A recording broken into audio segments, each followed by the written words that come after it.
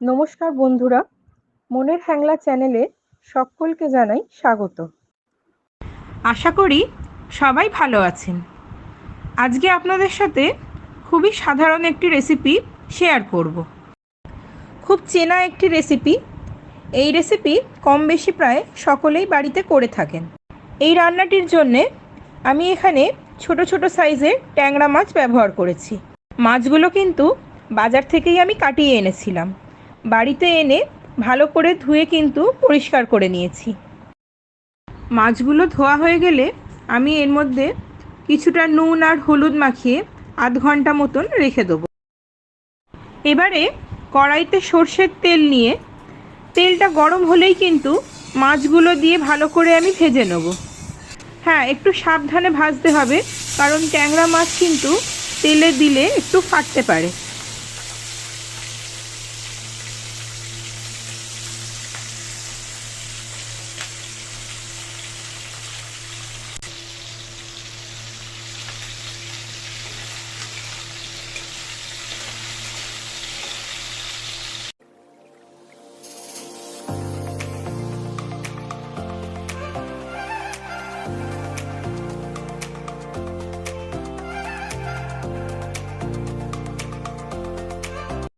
মাছ ভাজা হয়ে গেলেই ওই তেলেই আমি মাঝারি টুকরো করে বেগুন কেটে রেখেছিলাম, সেগুলো কিন্তু আমি সামান্য হলুদ দিয়ে ভেজে নেব।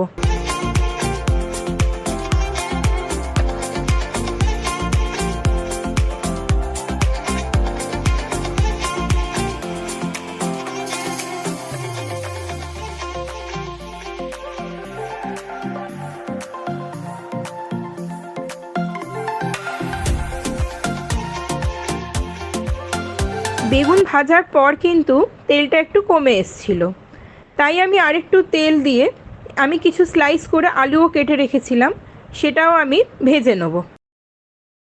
আলুটা বেশ লাল লাল করে ভাজা হয়ে এলেই আমি কিন্তু কড়াই থেকে আলুটা আর তুলব না। আলুটা একটু সাইড করে নিয়ে ওই তেলের মধ্যেই আমি সামান্য কালো জিরে, 1 চামচ মতো কুচি রসুন আর একটা বড় সাইজের পেঁয়াজ কুচি দিয়ে আমি কিন্তু ভেজে নেব।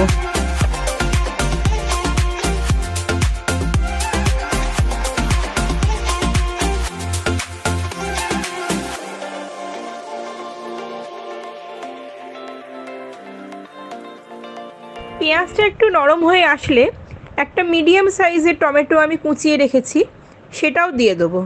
তার সাথে 1 চামচ আদা বাটা, হলুদ গুঁড়ো, স্বাদ মতো নুন, রঙের জন্য আমি এখানে কাশ্মীরি লঙ্কা দিয়েছি, আপনারা চাইলে এটা নাও দিতে পারেন, আর 4 থেকে 5টা মতন কাঁচা লঙ্কা দিয়ে কিন্তু সবটা ভালো করে মিশিয়ে নেব।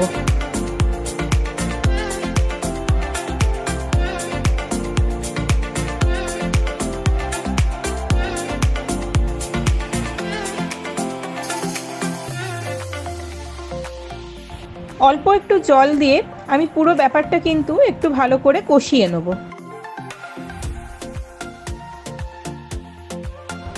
আলুটা একটু নরম হয়ে এলেই ভেজে রাখা বেগুনটাও কিন্তু একবারে আমি দিয়ে দেব।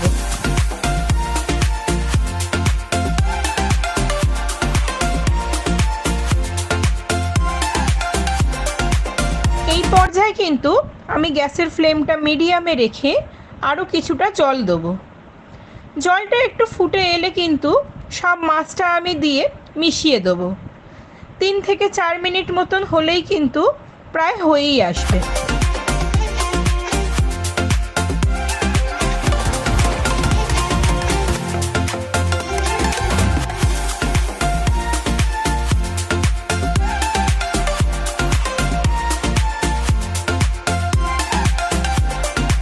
এই আলু বেগুন দিয়ে ট্যাংরা মাছে ধনেপাতা দিলে কিন্তু তার স্বাদ ভীষণই ভালো লাগে, তাই বাড়িতে ধনেপাতা থাকলে কিন্তু অবশ্যই দেবেন। ধনেপাতা দেওয়ার পর হালকা হাতে একটু মিশিয়ে নিলেই কিন্তু রান্না আমার রেডি।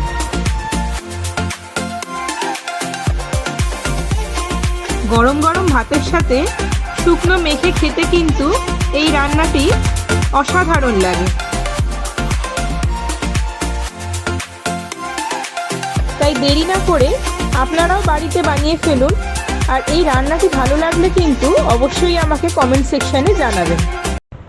বেল আইকনটা প্রেস করতে কিন্তু ভুলবেন না, নালে কিন্তু নোটিফিকেশানটা আপনাদের কাছে পৌঁছবে না। আর হ্যাঁ, লাইক শেয়ার সাবস্ক্রাইব করতেও কিন্তু একদম ভুলবেন না। মনের হ্যাংলার পাশে থাকবেন, ভালো থাকবেন।